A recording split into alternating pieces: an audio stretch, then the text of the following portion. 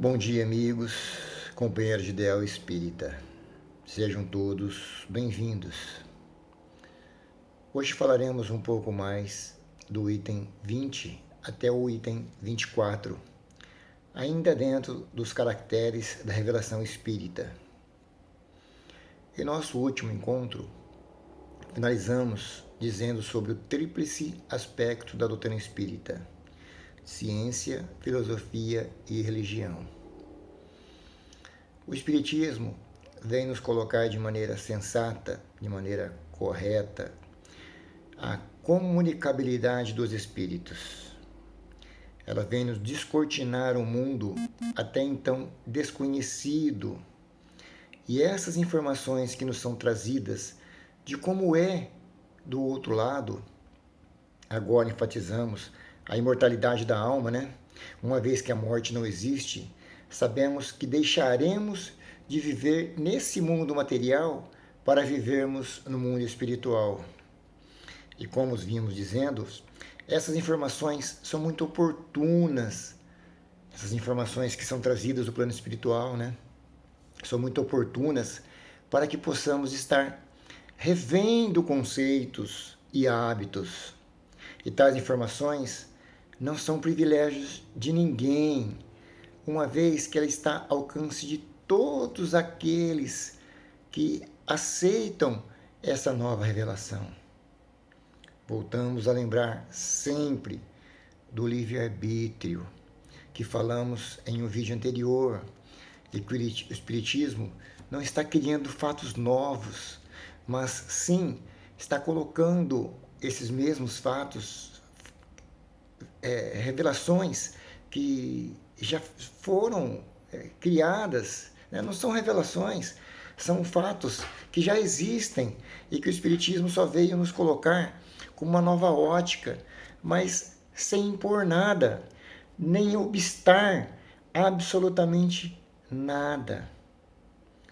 Como a primeira revelação, nós temos Moisés, que vem nos mostrar a crença em um Deus único, soberano Senhor e Criador de todas as coisas.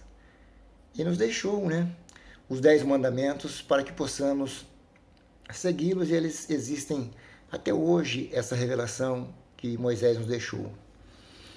O Cristo, ele vem complementar essa primeira revelação que Moisés veio trazer. Como nós falamos em vídeos anteriores, tudo no momento certo. A natureza não dá saltos, volto a dizer. Tudo se dá no momento propício, no momento oportuno. Então Moisés esteve na terra, naquela situação, porque já era hora do ser humano começar a traçar um nível diferente de adiantamento. A crença num Deus único, né? Ter leis divinas e não só leis humanas. Por isso ele veio nos trazer os 10 mandamentos, né? E após isso, o Cristo veio, e o Cristo mesmo falou quando ele esteve na terra: eu não vim destruir a lei, mas sim dar-lhe cumprimento. E aqui estou. E Jesus não trouxe nada, não trouxe nada escrito, não deixou nada escrito, não deixou nada, mas ele deixou algo maravilhoso.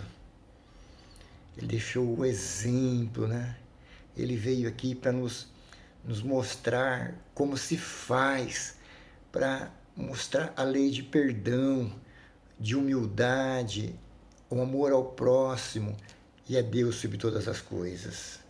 Ele veio nos ensinar verdades que até hoje nos debatemos em entendê-las em sua plenitude. Como perdoar aqueles que nos ofendem? Ele veio nos ensinar que aquele Deus não é mais vingativo, aquele Deus não é mais maldoso. Ele veio acabar com a lei de Talião, ou seja, olho por olho por olho, dente por dente. Aquele com que ferro fere, com ferro será ferido, né? Ele veio nos ensinar um axioma belíssimo, como é fazer os outros aquilo que quereríamos que nos fosse feito. É uma receita de vida isso, gente. Se nós fizermos somente aquilo que nós queremos para nós, para o nosso próximo, nós não vamos cometer maldade em hipótese alguma. Nunca, nunca iremos fazer nada fora da lei de amor. Eu falei que Cristo veio nos trazer a lei de perdão. E certa feita, procurando uma palestra, eu fui ler um pouco sobre o perdão para poder fazer a palestra. E eu me deparei com um autor que não tem religião. Ele é um professor da Universidade dos Estados Unidos, né, de Stanford. Chama Fred Luskin. Ele, de tanto ouvir falar, de tantas religiões colocarem o perdão como benéfico, o perdão como salutar, o perdão como bem para nossa alma, ele, como professor, como cientista que é, ele falou: eu não acredito só em palavras, eu vou fazer uma experiência física. E ele foi fazer um trabalho científico, e pegou um grupo de pessoas para monitorar.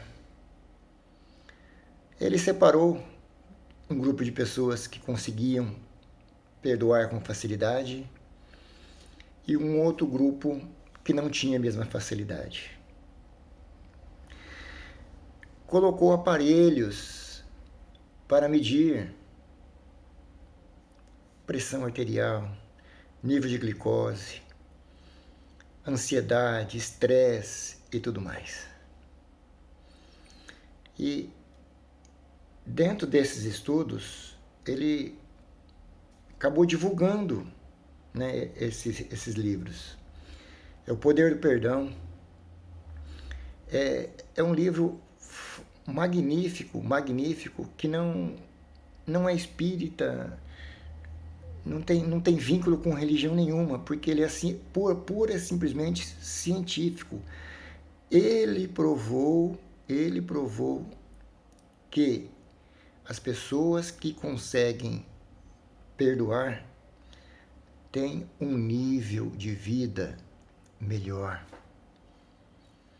Eu vou tentar resumir um pouquinho do que eu vi. Ele explica que a pessoa que não consegue perdoar, ela vive uma turbulência dentro de si, que isso acaba fazendo mal para ela no dia a dia. Como? Toda vez que nós não perdoamos, nós alimentamos a raiva em nosso coração, em nossa mente, né? Em nosso eu, nós ficamos remoendo aquele fato, aquela coisa que ocorreu. O nosso corpo, ele é preparado para reagir, naturalmente, ele é preparado para reagir. Então, quando a gente tem um susto, que a gente tem um quase acidente, o nosso corpo injeta adrenalina e cortisol no nosso organismo. E naquele momento, que é repentino, adrenalina e cortisol nos trazem a realidade. Eu acordo e fico bem. Agora, quando nós não perdoamos, o nosso corpo não entende isso. Ele entende como acidentes constantes. Aquela raiva, aquele estresse que a gente sente, que a gente está sempre com aquele ódio. O nosso corpo, o que faz? Adrenalina e cortisol. Ele injeta, o nosso organismo injeta adrenalina e cortisol. Adrenalina e cortisol. Ah, mas o que está acontecendo que esse camarada não acordou? O que está acontecendo que esse camarada não passou o susto? Não é susto, é raiva. Mas adrenalina e cortisol não vão melhorar a nossa raiva.